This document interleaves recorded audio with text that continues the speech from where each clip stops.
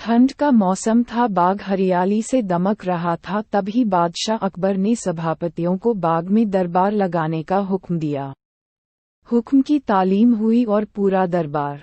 अकबर और बीरबल बाग में बैठे। अकबर के आदेश पर बीरबल सभा में न्याय का कार्य देख रहा था।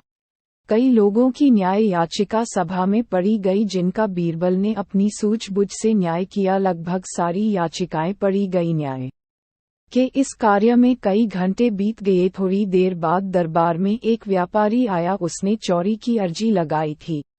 उसने कहा एक बार वो दिल्ली गया था। वहां उसने सोने का कबूतर देखा। उसके पंख सोने के थे।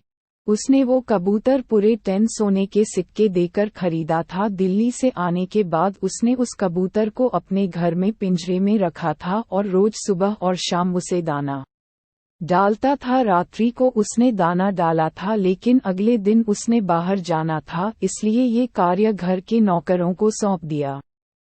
जब वह वापस आया तो कबूतर पिंजरे में नहीं था। अब उसे नौकरों पर शक है कि उन्होंने मेरे कबूतर को मार दिया, पर उसके पास कोई सबूत नहीं है। व्यापारी के शक के आधार पर घर के नौकरों को दरबार में लाया गया। उसने कई सवाल पूछे पर किसी ने कोई उत्तर नहीं दिया। समझना मुश्किल था कि कबूतर को किसने गायब किया। तभी बीरबल उठा और नौकरों के चारों तरफ चक्कर लगाते हुए उसने जोर जोर से हंसना शुरू कर दिया। अकबर ने हंसने का कारण पूछा। तब बीरबल ने हंसी रोकते हुए बोला, महाराज, चोर तो हम सबके सामने ही हैं।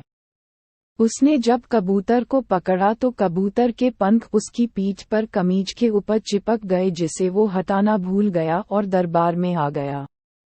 बीरबल की बात सुनकर एक नौकर घबराया और उसने अपने हाथों को अपनी पीठ पर फेर कर जानने का प्रयास किया कि क्या उसकी कमीज पंख हैं।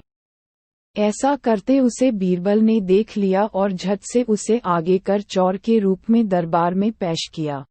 सबने उसकी कमीज देखी, जिस पर कोई पंख नहीं था। तब बीरबल ने कहा उसने चोर को पकड़ने के लिए झूठ कहा था। उसे पता था जिसने चोरी की है वो जरूर अपनी पीठ की तरफ अपने हाथ बढ़ाएगा और अन्य नौकर सहजता से दरबार में खड़े रहेंगे, और वही हुआ। इस तरह बीरबल ने सोने के कबूतर की चोरी का न्याय किया, जिसे देखकर फिर से अकबर ने बीरबल की तारीफ की और सभी दरबारियों का चेहरा उतर गया। अकबर बीरबल के किस्से बहुत ही रोचक होते हैं। आपको ये किस्सा कैसा लगा? कमेंट बॉक्स में लिखें।